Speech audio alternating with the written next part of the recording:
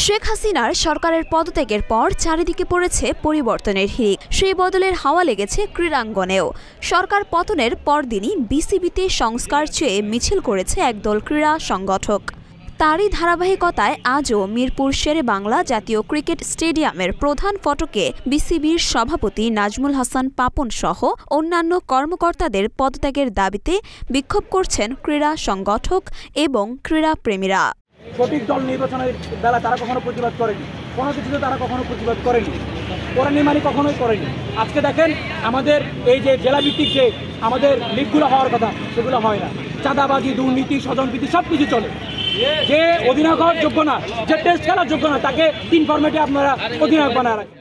ছাত্র জনতার গণ অভ্যুত্থানের মুখে প্রধানমন্ত্রীর পদ থেকে পদত্যাগ করে দেশ ছেড়ে পালিয়ে গেছেন শেখ হাসিনা। ক্ষমতার পালাবদলের ঢেউ ক্রীড়াঙ্গনেও আজ সকাল 11টা থেকে বিসিবির সামনে অবস্থান নেন বিক্ষোভকারীরা। সেখানে ছিলেন সাবেক ফুটবল দলের অধিনায়ক আমিনুল ইসলাম, ছিলেন ক্রীড়া সংগঠক রফিকুল ইসলাম বাবু, তরিকুল ইসলাম টিটুরা। তাদের নিয়ে আসা ব্যানারে বিসিবির সভাপতি নাজমুল হাসান পাপন ছাড়াও বিভিন্ন বোর্ড পরিচালকের পদত্যাগের দাবি তোলা হয়েছে।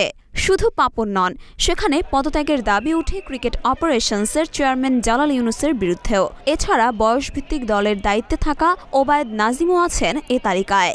আমাদের পাইপলাইন কিন্তু একদম ধ্বংসপ্রায়। আমাদের পাইপলাইন নেই। 20 জন 25 জন ক্রিকেটার, তারাই ন্যাশনাল টিমে খেলছে, তারাই এইচপিতে থাকছে, তারাই বাংলাদেশ টাইগার্সে থাকছে, তারাই বাংলাদেশ এই টিমের হয়ে ট্যুর করছে। মূলত ন্যাশনাল টিম যেটা থাকবে, ন্যাশনাল টিমের মতো থাকবে। এ টিম আলাদা ব্যাকআপ টিম হিসাবে থাকবে।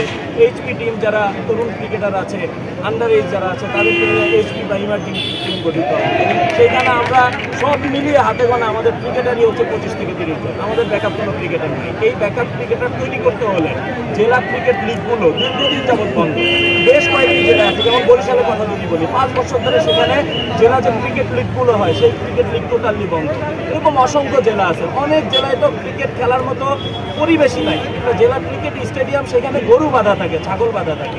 তো এই ক্রিকেট স্টেডিয়াম সংস্কার বা জেলা ক্রিকেটগুলো তাদের যে আপনার হচ্ছে অসাধুপায় যে কর্মকর্তা কর্মচারীগুলো আছে তাদেরকে ছাঁটাই করে নতুন কর্মকর্তা নিয়োগ দিয়ে বা যে সমস্ত কোচ আছে যারা সুবিধাবাদী, তাদের কাছে প্র্যাকটিস করলেই একটা ছেলে এই লেভেল খেলতে পারবে বা একটা ছেলে একটা আপনার জেলা চ্যাম্পিয়নশিপ, ন্যাশনাল চ্যাম্পিয়নশিপ খেলতে পারবে। এদেরকে হটিয়ে জেলা ক্রিকেট লিগগুলো ফেরানো। এ বিক্ষোভে কপাল পড়তে পারে অন্য পরিচালকদেরও, কারণ বিক্ষোভে দাবি তোলা হয় বাকি পরিচালকদের পদত্যাগ নিয়েও।